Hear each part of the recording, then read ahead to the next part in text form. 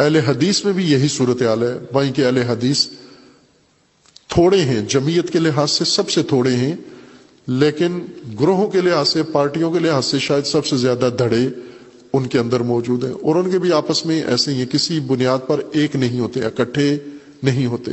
تعریف وہ کہ دشمن بھی کرنے پر مجبور ہو جائے، اور کردار وہ کہ مخالف بھی اس کا اعتراف کرنے لگ جائے۔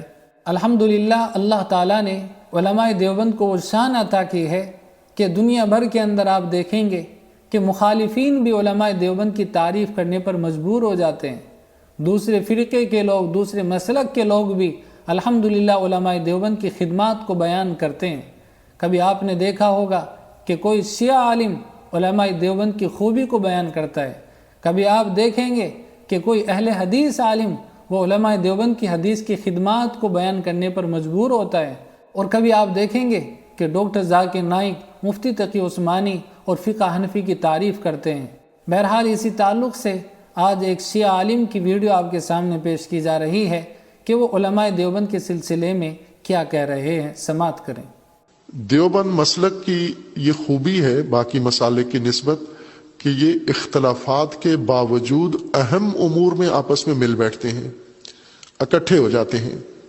یہ بار بار ساری دنیا نے دیکھا ہے، تجربہ کیا ہے کہ ان کے اندر یہ سنجیدگی پائی جاتی ہے کہ ہم چھوٹے مسائل میں، فروعی مسائل میں، عام مسائل میں اگر ایک دوسرے سے اختلاف رکھتے بھی ہیں، سلیقے کا اختلاف، انتظامی اختلافات، مفادات کا اختلاف، لیکن بنیادی امور میں جو ان سب سے متعلق ہیں اس میں ایک ہو جاتے ہیں۔ باقی کسی مسلک میں یہ خصوصیت نہیں ہے۔ بریلوی آپس میں اختلاف رکھتے ہیں، اور اتنا اختلاف رکھتے ہیں کہ ایک دوسرے کو دیکھنا بھی پسند نہیں کرتے۔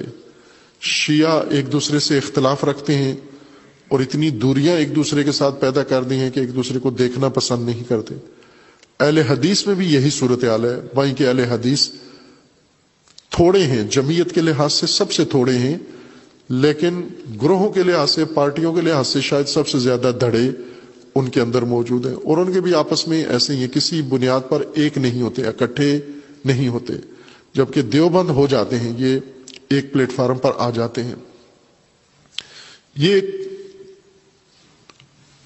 جمعیت کی بنیادی طاقت بنتی ہے یہ چیز کہ وقت آنے پر یہ۔ تو حضرات، جیسا کہ ابھی آپ نے یہ شیعہ حضرات کے ایک بڑے عالم ہیں، ان کو سنا ہے، اور یہ علماء دیوبند کی خوبی کو بیان کر رہے ہیں۔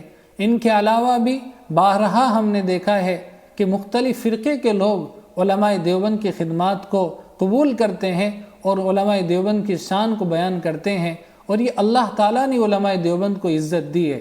دعا کریں کہ اللہ تعالیٰ علماء دیوبند کی ہر طرح کے شرور و فتن سے حفاظت فرمائے، اور حاسدوں کے حسد سے اللہ تعالیٰ حفاظت فرمائے۔